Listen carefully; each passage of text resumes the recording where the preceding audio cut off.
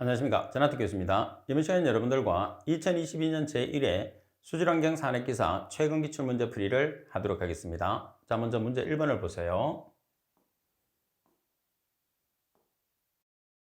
자, 문제 1번에 보시게 되면 탈기법을 이용해서 폐수 중의 암모니아성 질소를 제거하기 위해서 폐수의 pH를 조절하고자 한다. 수중의 암모니아를 NH3 99%로 하기 위한 pH를 계산하시오. 암모니아성 질소의 수중에서의 평형은 다음과 같다고 되어 있죠. 자, NH3 플러스 H2O는 NH4 플러스 OH 마이너스, 평형상수 K는 1.8 곱하기 10의 마이너스 5성이라고 그랬어요. 자, 그럼 먼저 질소화합물 중에서 NH3가 차지하는 양을 계산하겠습니다. 자, NH3%는 질소화합물이 NH3와 NH4 플러스죠. 그래서 NH3 농도 플러스 NH4 플러스 농도분의 NH3 농도 곱하기 100을 하시면 돼요. 자, 여기에서 분자 분모에 NH3로 나눠주시게 되면 NH3의 퍼센트는 이렇게 식이 정리가 되죠. 지금 문제 조건에서 NH3가 99%라고 그랬어요. 그러면 NH4 플러스 농도 나누기 NH3의 농도를 여러분들이 계산을 할 수가 있어요. 얼마가 되는 거죠? 0.01이 되는 거죠.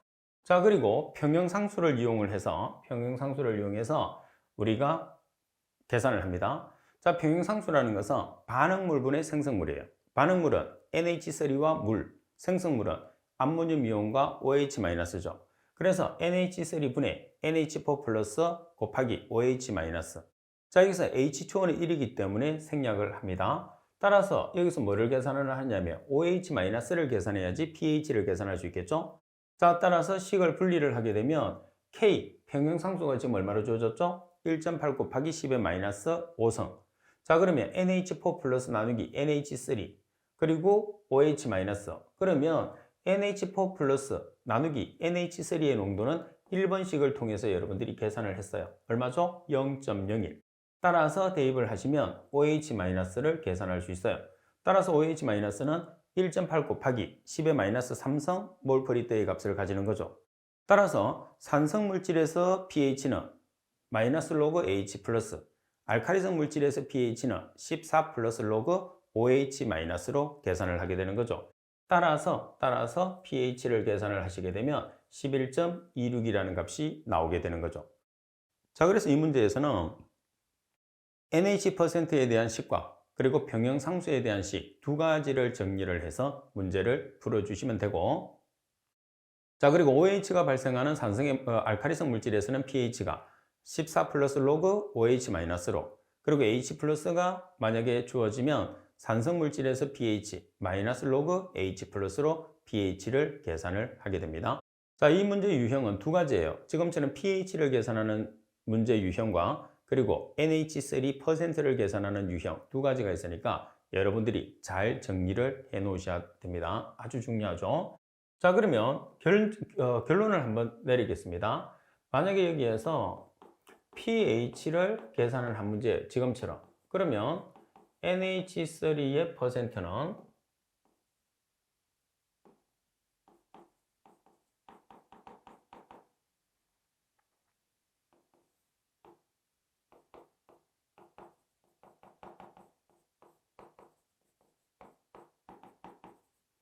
자, 그리고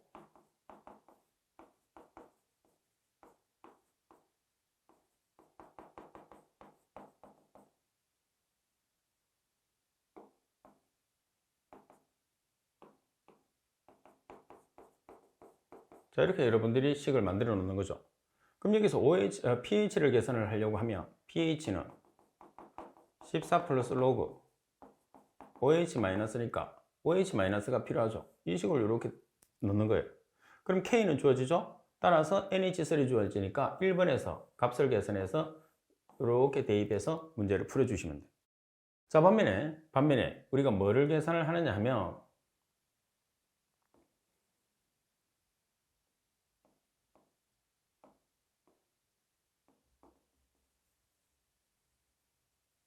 자, 두 번째 우리가 계산을 해야 되는 것은 NH3의 퍼센트를 계산하는 문제거든요. 자, 그런 경우에서는 여러분들이 일단은 pH가 주어지는 값을 pOH로 고쳐요. POH로 주어지는 값을 OH-로 고칠 수 있죠. 자, 그런 다음에 이 값을 여기다 대입을 하는 거예요. K 주어지니까 NH4 플러스 나누기 NH3가 나오겠죠. 이 값을 바로 1번식에 대입해서 NH3를 계산하는. 그래서 두 가지 1번, 2번식을 사용해서 NH3의 함량과 pH를 계산할 수 있으니까 두 가지를 잘 정리를 해서 문제를 풀 수 있도록 해야 됩니다. 자주 나옵니다. 자, 문제 2번. 유량이 5만 미터의 삼성퍼대인 공장 폐수를 응집제를 이용해서 응집 처리하기 위해서 황산 알루미늄 Al2SO4-3 또는 황산 제1체를 사용하고자 한다. 시료 1000ml, 시료 플러스 응집제에 대한 자르 테스트 시험 결과 황산 알루미늄 주입량이 200mg/L와 철 40mg/L인 경우에 각각 최적의 처리 결과가 나타났다. 자, 물음에 답하시오 돼 있어요. 자, 여기서 우리가 조건을 더 보겠습니다. 100% 순도의 황산 알루미늄의 가격은 150원 per kg, 100% 순도의 황산 제1철의 가격은 120원 per kg, 철의 원자량은 56, S의 원자량은 32라고 되어 있어요. 짧은 최적의 수지를 얻기 위해서 필요한 황산 알루미늄의 소요 비용을 계산하시오. 그리고 최적의 수지를 얻기 위해서 필요한 황산 제1철에 소요되는 비용을 계산하시오 되어 있어요. 자, 그럼 먼저 우리가 계산을 해보면, 자, 첫 번째 황산 알루미늄의 소요 비용을 계산을 해요.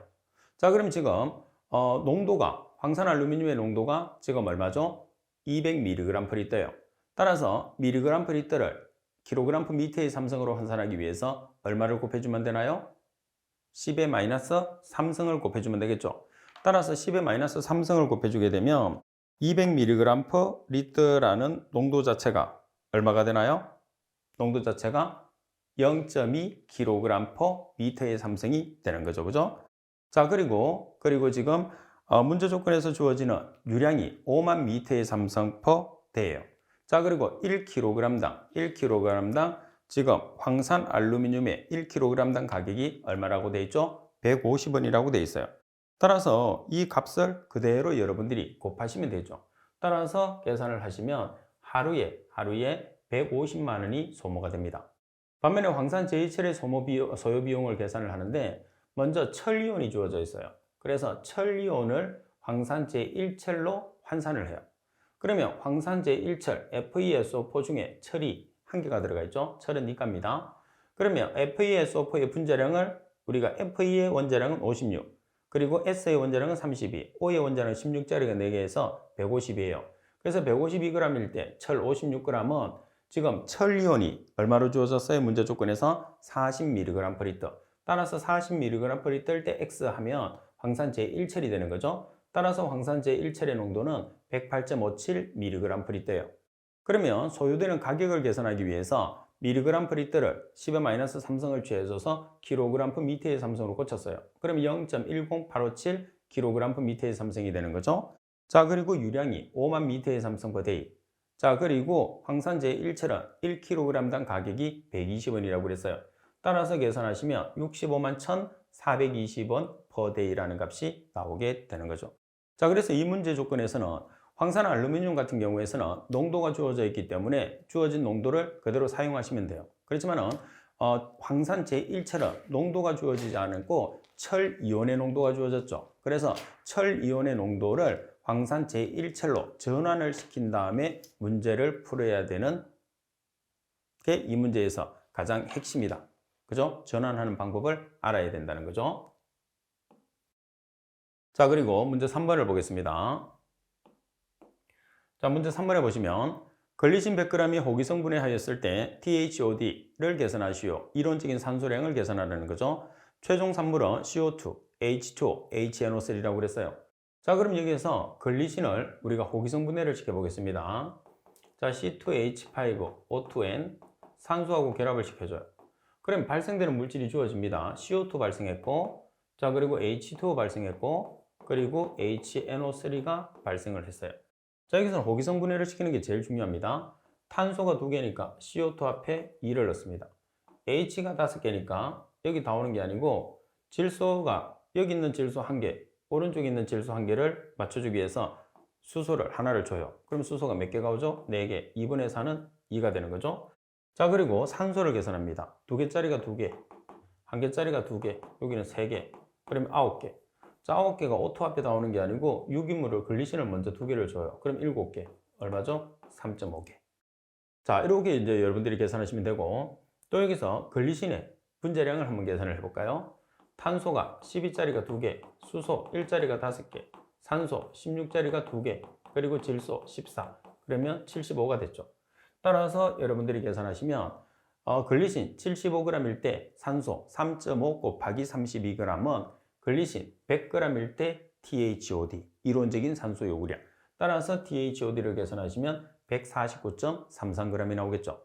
자, 이 3번 문제 같은 경우에서는 호기성 분해를 시키는 호기성 반응식이 이 문제를 푸는 가장 키포인트가 되는 거죠. 그래서 호기성 분해 반응식만 여러분들이 세워놓으면 이 문제는 간단하게 문제를 풀 수가 있습니다. 자, 그리고 문제 4번을 보겠습니다. BOD가 300mg/L를 함유하는 공장 폐수 400m의 삼성포대를 처리해서 하천에 방류하고자 한다. 자, 유량이 2만 m의 삼성포대이고 BOD가 2mg/L인 하천에 방류한 후에 곧 완전 혼합된 때의 BOD의 농도가 3mg/L 이하로 규정하고 있다면 이 공장 폐수의 BOD 제거율을 계산하시오. 단 하천에 다른 오염물질의 유입은 없다고 가정을 한다고 그랬어요. 자, 그러면 우리가 지금 식 자체를 나타냈을 때 지금 공장 폐수 400m의 삼성포대를 C2라고 나타내겠습니다. 그러면 300mg/L가 뭐가 되는 거죠? 지금 400m의 삼성포대는 유량이니까 Q2가 되는 거죠. 그러면 300m의 삼성포대는 C2가 되는 거예요. 여기서는 지금 그렇게 표현을 하지 말고 자, 여기서 폐수 처리장을 만들기 때문에 자, 여기서 Q1은 하천이죠, 하천. 자, 하천의 유량이 2만 m의 삼성포대. 자, 그리고 그때의 농도는 2mg/L예요. 자, 여기서 폐수 처리장을 만듭니다. 자, 그러면 폐수 처리장을 만들었을 때 공장 폐수가 Q2가 되는 거죠. 자, Q2가 400m의 삼성포대. 자, 여기서 그리고 C2가 300mg/L. 그래서 이 C2라는 것은 뭐냐 하면 BODI, 유입수, 폐수 처리장으로 들어가는 유입수의 BOD를 뜻하는 거예요. 자, 그리고 Q2는 유량은 동일합니다. 그죠? 따라서 여기서 뭐를 계산하는 거죠? 우리가 여기서 지금 C2라고 표기를 해놨으니까 여기서는 C라고 그냥 C0도 되고 C라고 표현하는 게 낫겠다. 그죠? 자, 이렇게 BODI라고 표기를 하시는 게 가장 정확하고. 자, 그리고 혼합 지점에서의 농도가 얼마를 우리가 나타내고 있느냐 하면 3mg/L예요. 자, 그러면 이 조건에서는 처리장에서 우리가 뭐를 계산하죠? 효율을 계산해요. 그럼 처리장으로 들어가는 입구 농도가 300mg/L예요.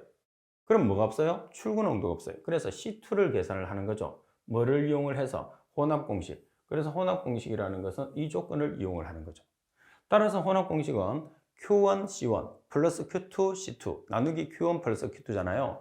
그럼 Q1, C1은 2만 m의 삼성포대 곱하기 2mg/L. Q2, Q2는 400m의 삼성포대, C2가 없어요. 그죠? 따라서 Q1 플러스 Q2를 해서 여기서 여러분들이 뭐를 계산하느냐면 C2. 이 C2가 BOD 제로, 유출수의 BOD가 되는 거예요.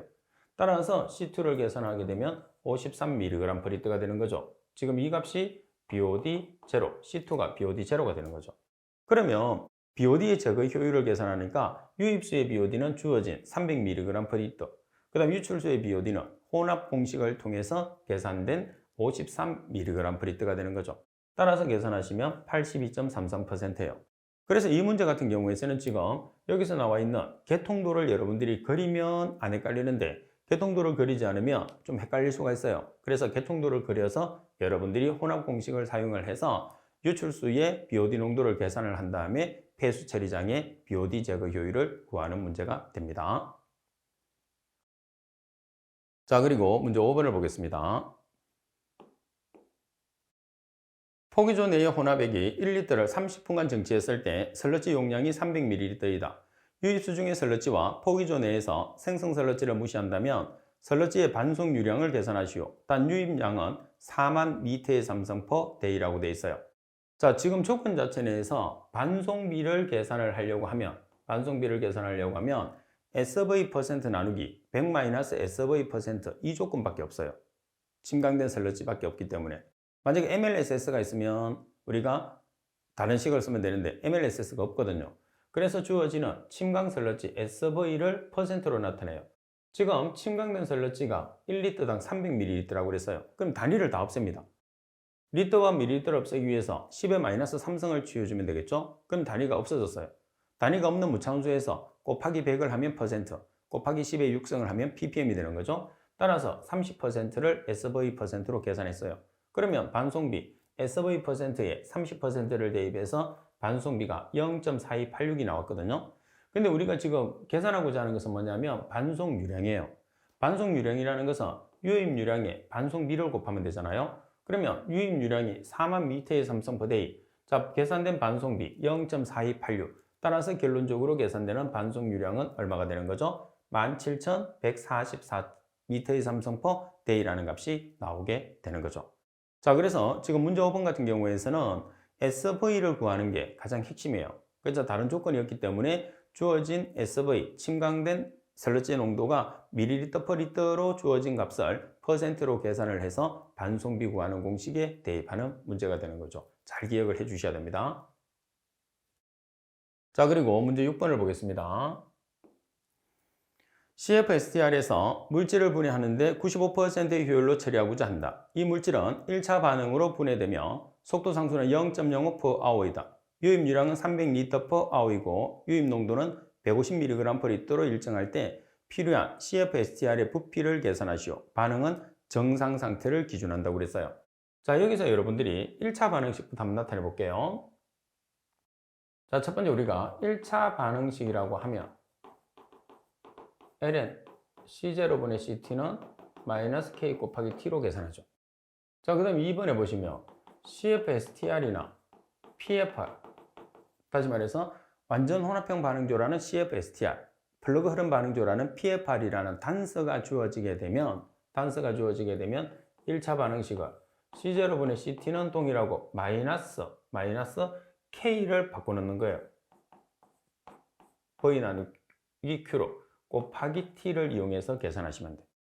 자, 그 다음에 세 번째는 지금 조건인데 CFSTR 완전 혼합형 반응조에서 K가 주어질 때요. K가 주어질 때는 Q 곱하기 C0-CT는 K 곱하기 V 곱하기 CT의 차수는 1차 반응이냐 2차 반응이냐 0.5차 반응이냐를 나타내는 거죠. 자, 그래서 지금 문제 조건에서는 CFSTR이에요. 자, 그리고 1차 반응이에요. 자, 그리고 뭐가 주어졌느냐? 속도상수라는 K 값이 주어졌어요. 그래서 3번식을 여러분들이 사용을 하시면 되는 거죠. 자, 1차 반응이니까 차수는 1승이 들어가니까 1승을 안 해도 크게 관계는 없는 게 되는 거죠. 그죠?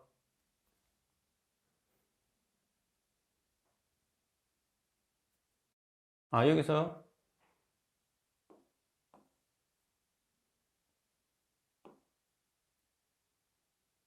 자, 여기서는 Q 나누기 V가 돼야 되네, 그죠? 왜 그러냐면 K는 per day라는 단위가 나와야 되기 때문에, 그죠? 이렇게 Q 나누기 V가 들어가야 됩니다. 자, 그러면 이제 대입을 해보겠습니다. 여러분들 여기에서 먼저 초기 농도가 150mg/L때요. 때요. 그러면 T시간 후의 농도는 95%가 제거된다고 그랬으니까 150mg/L 곱하기 1-0.95 또는 150mg/L 곱하기 0.05 그래서 7.5mg/L가 나오는 거죠.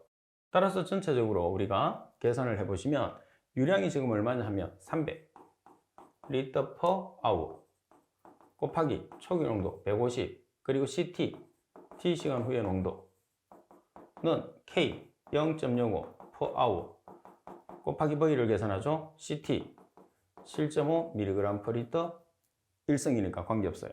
따라서 V를 계산하면 리터가 나오겠죠. 따라서 10의 마이너스 3승을 취해줘서 미터의 3승으로 전환을 하는 거죠. 이렇게.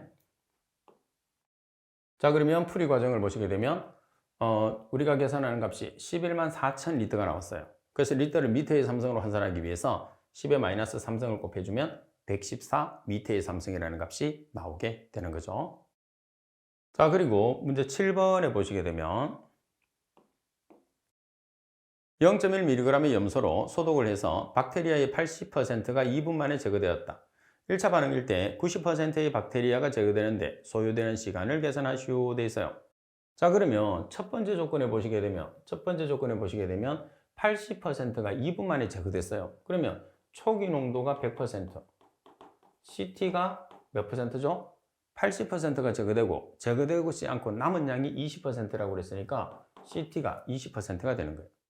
자, 그리고 변화된 조건에 보시면 90%가 제거됐다고 그랬어요. 그러면 초기 농도가 100%고 CT 제거되지 않은 값이 몇 %죠? 10%가 되는 거죠. 그때 시간을 계산하는 거예요. 그러면 지금 조건에서 뭐가 없어요? K가 없어요. 그래서 1번에서는 이 조건을 사용해서 K를 계산을 하는 거죠. 자, 1차 반응식을 보겠습니다. 여기서는 박테리아, 마리수로 나타내기 때문에 N으로 표시한 거예요. 자, N0가 지금 100%, NT가 20%, 그리고 시간이 2분. 따라서 K를 계산할 수 있어요. 따라서 K를 계산해서 2번식에 대입을 합니다. 자, 그러면 2번식에서 초기 농도는 100%, CT는 10%, K는 1번에서 계산한 식, 따라서 T에 대한 식으로 정리를 했으면 2.86분이죠. 1차 반응식의 가장 전형적인 문제예요. 동일한 1차 반응식을 두 개를 쓰는데 1번식에서 K를 계산을 하고 계산된 K를 2번식에 대입을 해서 시간 T를 계산을 하는 가장 전형적인 문제가 되는 거죠. 그리고 문제 8번에 보시게 되면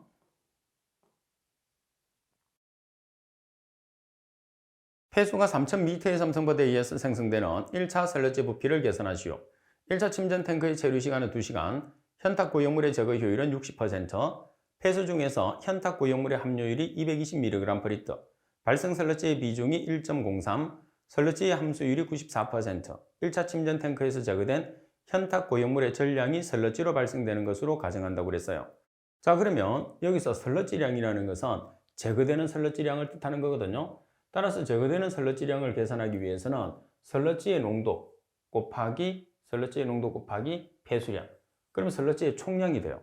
여기에 뭐를 곱해주느냐면 제거되는 제거율을 곱하는 거죠. 자, 따라서 폐수 처리장 3000m의 삼성/day, 여기에 지금 고형물의 농도가 220mg/L거든요. 그래서 kg/m의 삼성으로 고치기 위해서 10의 마이너스 3성을 곱해주면 0.2kg/m의 삼성이 돼요. 여기에 제거 효율 0.6을 곱하면 제거된 고형물이 나오는 거죠. 그래서 킬로그램의 단위를 미터의 삼성으로 바꾸기 위해서 비중량을 나눠주면 돼요. 그런데 문제 조건에서는 비중으로 주어지거든요. 그러면 비중이나 g/cm의 삼성으로 주어지게 되면 곱하기 10의 마이너스 3성을 해서 kg/m의 삼성으로 바꿔주시면 돼요. 자, 그런 다음에 마지막에 함수율을 보정하는 거죠. 함수율을 보정하는 방법은 100 나누기 100-P 또는 100 나누기 고형물의 함량으로 보정해주면 되죠. 왜? 100-P가 고형물 TS%가 되니까. 자, 따라서 고형물의 함량 220mg/L는 0.2kg/m의 삼성, 그리고 폐수량 3000m의 삼성/day, 제거율 0.6, 단위를 kg을 미터의 삼성으로 환산하기 위해서 비중량 1000kg/m의 삼성, 1030kg/m의 삼성을 나눠줬어요. 자, 그런 다음에 우리가 설러지의 함수율이 94%를 보정해서 계산하시면 발생되는 설러지량은 6.41 미터의 삼성 per day라는 값이 되겠죠. 자, 팁에서 단위에 관계되는 내용을 설명을 했으니까 제가 설명드렸던 내용이 이해가 잘 되지 않는 부분들은 팁을 통해서 한 번 더 여러분들이 숙지를 하시고 문제를 풀어보시면 됩니다. 8번 문제는 자주 나옵니다. 자, 그리고 문제 9번을 보겠습니다. 직경이 100mm 관에 0.1m/s의 유속으로 유척하려고 있다. 관의 직경을 80mm로 바꾸었을 때 유속을 계산하시오. 자, 지금 조건에 보면 직경과 유속의 상관관계죠. 그럼 직경과 유속은 유량 Q를 구하는 조건에서 나오는 거예요. 유량 Q는 면적 곱하기 속도. 그러면 여기서 면적은 직경이 나와 있으니까 4분의 파이 D의 제곱 곱하기 속도가 되는 거죠. 그래서 첫 번째 지점에서의 면적 곱하기 속도는 두 번째 지점의 면적 곱하기 속도로 나타내는 거죠. 여기서 면적이라는 것은 4분의 파이 D의 제곱이에요. 따라서 첫 번째 지점이라는 것은 직경이 100mm이고 유속이 0.1m/s. 그리고 두 번째 지점이라는 것은 직경이 80mm이고 유속을 계산하는 거죠. 따라서 4분의 파이 d의 제곱, 4분의 파이 d의 제곱, 그러니까 직경이 100mm니까 0.1m의 제곱 곱하기 0.1m/s는 4분의 파이 d가 80mm예요. 그럼 0.08m가 되겠죠. 4분의 파이 0.08m의 제곱 곱하기 속도 v. 따라서 v에 대한 식으로 정리해서 계산하면 두 번째 지점의 속도는 0.16m/s가 되는 거죠. 자, 여기서는 비례식을 사용하지 않습니다. 직경과 속도에 대한 관계이기 때문에 4분의 파이 d의 제곱 곱하기 v 이렇게 써야 되겠죠. 그래서 첫 번째 지점에서의 4분의 파이 d의 제곱 곱하기 v는 두 번째 지점의 4분의 파이 d의 제곱 곱하기 v라는 등식으로 문제를 풀어야 되는 게 이 문제의 핵심입니다. 자, 그리고 10번 문제를 보겠습니다. 아래의 조건을 이용해서 물음에 답하시오. 도시 인구가 20만 명, 1인 1일 오수량이 450L/인일, 1인 1일 BOD 부하량이 80g BOD/인일, 산업 폐수량은 10만 미터의 삼성포일, 산업 폐수의 BOD 농도는 500mg/L입니다. 산업 폐수의 BOD 부하량을 계산하시오. 도시 하수와 산업 폐수를 공동 처리할 때 처리장의 BOD 기준 대상 인구수를 계산하시오 돼 있어요. 자, 그럼 먼저 산업 폐수의 BOD 부하량을 계산합니다. BOD 부하량이라는 것은 농도 곱하기 유량, 총량을 이야기하는 거죠. 따라서 산업 폐수의 BOD 농도를 여러분들이 보시게 되면 얼마가 되나요? 산업 폐수의 BOD 농도가 500mg/L이 떠요. 따라서 10의 마이너스 3승을 곱하면 0.5kg/m의 삼성이 되겠죠? 자, 그리고 폐수량이 10만 미터의 삼성 per day. 따라서 5만 kg/일이라는 산업 폐수의 BOD 부하량을 계산했어요. 자, 그러면 대상 인구를 계산하는데 도시 인구 플러스 산업 폐수의 인구 당량이거든요. 그럼 산업 폐수의 인구 당량은 지금 우리가 산업 폐수는 하루에 5만 kg이라고 그랬어요. 자, 그리고 문제 조건에 보시면 하루에 한 사람의 BOD의 부하량은 80g이라고 돼 있죠. 그래서 단위를 맞추기 위해서 1일 나누기 80g을 했어요. 자, 그런 다음에 킬로그램을 g으로 환산해 주기 위해서 10의 3승을 곱하는 거죠. 자, 그러면 단위가 이렇게 단위가 없어지죠? 그럼 뭐가 단위가 나오나요? 인이라는 단위가 나오게 되겠죠. 여기서 g도 같이 없어지니까. 따라서 산업 폐수에 대한 인구 당량이 62만 5천 명이에요. 자, 그러면 대상 인구수를 계산하는데 도시 인구와 산업 폐수 인구를 더하면 되겠죠. 따라서 도시 인구는 20만 명으로 주어졌어요. 그 다음에 산업 폐수의 인구는 62만 5천 명. 따라서 82만 5천 명이 되는 거죠. 그래서 이 문제는 산업 폐수에 해당하는 BOD의 부하량을 계산을 한 다음에 인구 당량으로 전환하는 문제가 이 문제의 가장 핵심입니다. 총량을 계산했을 때는 BOD의 농도, kg/m의 삼성, 그리고 폐수량을 곱하면 BOD의 총량이 나왔잖아요. 그 총량을 문제가 주어지는 하루에 한 사람의 BOD 부하량, 다시 말해서 80g/인일을 이용을 해서 단위를 환산을 해서 인구수로 우리가 전환을 해주시면 되겠죠. 따라서 그 총량에서 여러분들 80g/인일을 결론적으로 나눠주는 거죠. 한번 나눠줘서 킬로그램을 g으로만 단위를 환산해 주시면 인구 당량으로 쉽게 전환이 가능합니다. 그래서 이런 문제들은 단위 개념을 정확하게 숙지를 하고 있을 때 문제를 좀 쉽게 풀 수 있는 거죠. 그래서 수질은 단위 개념이 그만큼 중요해요. 자, 11번. 다음에 주어진 막공법의 추진력을 서술하시오. 투석, 전기투석, 역삼투. 시험에 상당히 잘 나오죠. 대부분은 우리가 추진력이 뭐죠? 정수합차예요. 딱 두 개면 예외죠. 그 두 개가 지금 나와 있는 투석과 전기투석이에요. 자, 투석이라는 것은 농도차, 그리고 전기투석이라는 것은 전위차. 나머지는 전부 다 추진력이 정수합차가 되는 거죠. 그래서 역삼투를 비롯해서 여과라는 말이 들어가는 팁에 보시면 한해여과, 나노여과, 정밀여과, 역삼투 전부 다 정수합차예요.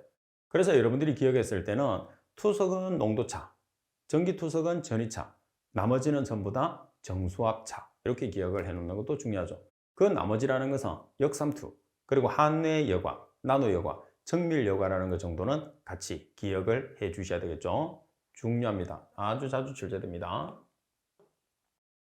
자, 그리고 12번 문제를 보겠습니다.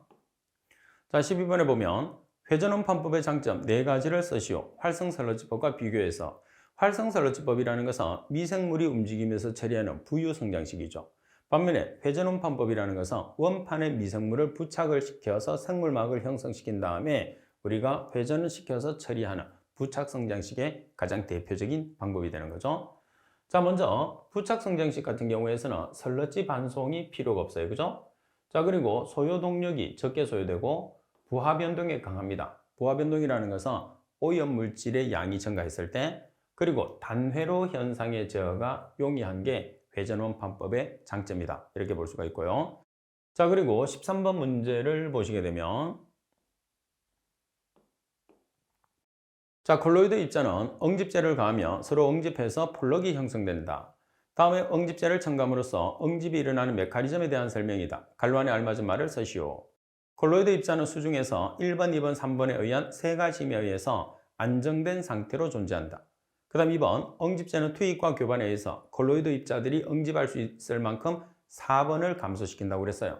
자, 그러면 여기에서는 3가지 힘에 의해서 안정된 상태로 존재한다고 그랬어요. 그럼 콜로이드 입자가 가지고 있는 3가지 힘이 뭐가 되는 거죠? 중력, 반대로 발생 힘, 제타 포텐셜, 이 3가지 힘에 의해서 안정된 상태가 되는 거예요. 자, 그러면 4번에 들어가는 것은 뭐를 감소를 시켜야지 우리가 처리가 되느냐? 제타 포텐셜이죠. 그래서 제타 포텐셜이 제로가 됐을 때 응집제를 주입을 하면 되는 거죠. 따라서 지금 여기서 응집할 수 있을 만큼 4번을 감소시킨다고 그랬는데 그 4번은 반발력이 됩니다. 제가 지금 제타 포텐셜을 말했을 때는 응집제를 주입하는 시기죠. 응집제를 주입하는 시기는 제타 포텐셜의 값이 제로가 됐을 때 응집제를 주입하는 게 응집제가 가장 효과가 좋을 때라는 거죠. 4번은 반발력이 됩니다. 자, 따라서 1번 중력, 2번 반대로 발생 힘, 3번의 제타 포텐셜은 순서가 바뀌어도 돼요. 대신에 4번은 반발력, 4번은 반발력만 들어가는 거죠. 자, 그리고 14번 문제를 보시게 되면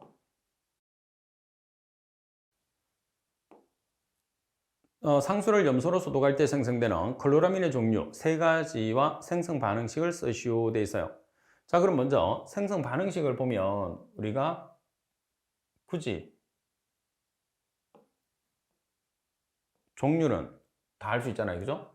자, 먼저 HOCl이 염소 소독을 해요. 염소 소독을 하는데 Cl2라는 염소를 물에 집어넣습니다. 그러면 pH를 낮게 해서 염소 소독을 하면 HOCl이 나와요. 그리고 H 플러스와 Cl 마이너스가 나오거든요. 자, 그래서 가장 강력한 염소 소독에서 가장 강력한 소독제가 HOCl이에요. 이 HOCl이 발생하는데 NH3가 유입돼요. 정수장으로. 그러면 자, 이렇게 HOCl이 있는데 NH3가 나오면 H 한 개와 Cl이 서로 자리를 바꿔요. 그러면 NH3에서 NH2Cl이 되겠죠? 그리고 H2O, 물이 나옵니다. 따라서 염소가 한 개라고 해서 모노클로라민. 자, 그리고 HOCl이 모노클로라민과 반응하면 염소하고 H를 바꿔서 염소가 2개짜리가 나오는 디클로라민이 형성돼요. 자, 그리고 HOCl이 디클로라민과 반응해서 지금 여기 나와 있는 염소와 H를 자리를 바꿔서 염소가 3개짜리가 되는 트리클로라민과 물이 나오는 거죠. 자, 여기서는 pH를 조절을 해주는데 기억을 했을 때는 두 번째 걸 보는 거예요. 디클로라민이 형성되는 조건은 pH가 4.5에서 8.5예요. 그러면 모노클로라민은 8.5보다 큰 8.5 이상, 그리고 트리클로라민은 4.5 이하가 아니고 4.4 이하라고 기억을 해야 돼요.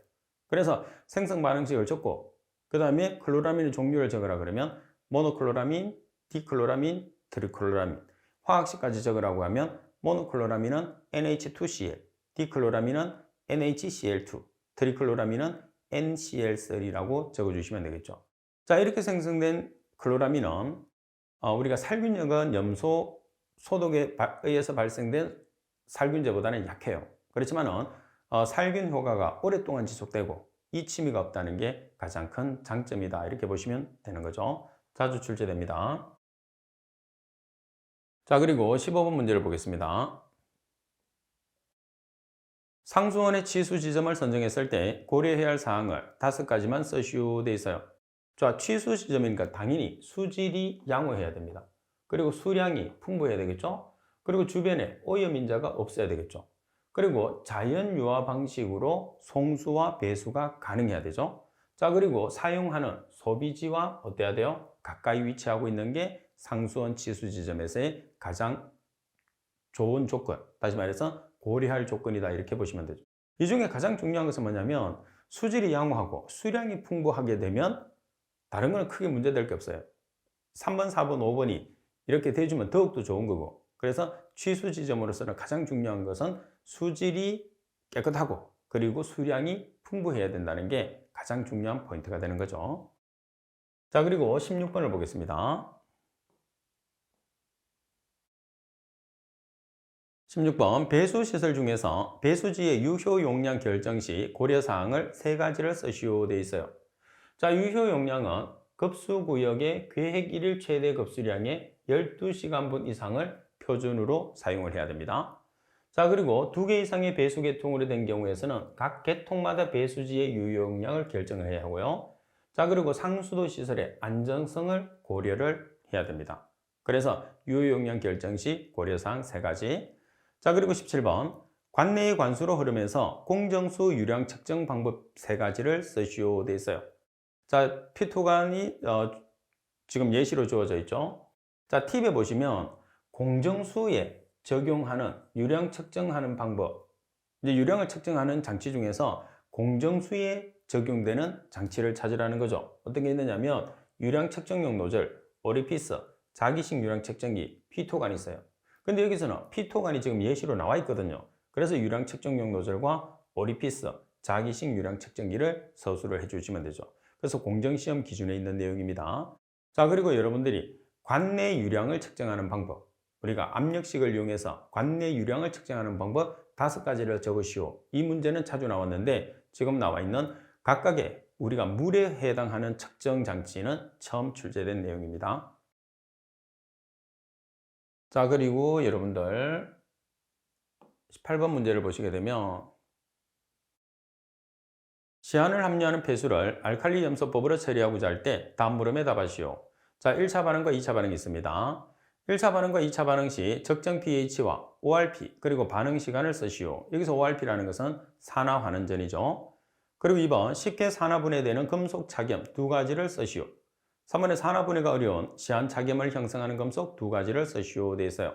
자, 먼저 1차 반응과 2차 반응에서 적정한 pH를 보면 먼저 1차 반응에서 적정 pH는 10에서 11, 그리고 산화환원전이라는 ORP는 300에서 350mV, 그리고 반응 시간은 5에서 15분. 자, 그리고 2차 반응에서 적정 pH는 8에서 8.5, ORP는 600에서 650mV, 반응 시간은 30에서 40분. 자, 그리고 산화분해 시에 쉽게 산화분해되는 금속 착염은 아연과 카드뮴이 됩니다. 자, 그리고 산화분해가 어려운 시안 착염을 형성하는 금속 2가지는 철과 니켈이죠. 자, 그래서 이 문제 같은 경우에서는 문제가 동일하게 항상 출제가 되겠죠. 이론 문제이기 때문에. 그래서 문제와 답을 여러분들이 정확하게 숙지를 해서 정확하게 적어줘야 되겠죠. 특히 pH와 ORP와 반응 시간이 있기 때문에 이 내용을 정확하게 숙지를 해서 답안을 작성을 해주시면 됩니다.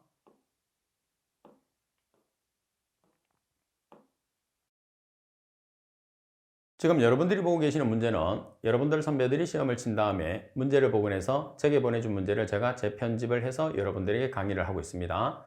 자, 시험을 치고 나면 댁에 오셔서 문제를 한번 비교를 해볼 거잖아요. 그래서 문제가 복원이 되는 양만큼 제게 보내주시면 제가 후배들을 가르치는데 아주 많은 도움이 됩니다. 그래서 여러분들의 적극적인 참여 꼭 부탁을 드릴게요. 그리고 이렇게 공부는 여러분들 반복적으로 공부를 해야 된다는 거. 그래서 지금 우리가 문제를 보면 계산하는 문제와 이론 문제 2가지가 있잖아요. 그래서 계산하는 문제는 기본적인 공식을 이용하는 문제와 그리고 단위 환산을 통해서 우리가 해결하는 문제 2가지로 나눌 수 있잖아요. 그래서 그런 내용들도 분류를 하면서 여러분들이 익히시고, 그 다음 이론 문제들도 마찬가지예요. 무조건 내가 암기를 해야 된다는 생각을 하지 말고 그 이론 문제가 다른 문제로 유사한 문제로 출제될 수 있는 내용이 있을 수 있거든요. 그래서 이해를 어느 정도 한 다음에 문제와 답안 자체를 이해를 한 다음에 유사한 문제로 나올 수 있다고 제가 말씀을 드리면 그 내용 자체를 같이 정리를 해서 공부를 해 주셔야 돼요. 그래서 지금 우리가 공부하고 있는 이 관련도 문제는 가장 기본이 되는 문제입니다. 그래서 이 가장 기본이 되는 문제와 이 문제를 중심으로 해서 조금의 응용을 해서 출제하는 문제는 여러분들이 반드시 맞춘다고 생각하고 준비를 해주시면 한 번만에 꼭 합격할 수 있습니다. 그러기 위해서는 반복적인 학습이 중요하다는 거 꼭 기억하십시오. 자, 이번 시간 수업은 이것으로 마치도록 하겠습니다. 수고하셨습니다.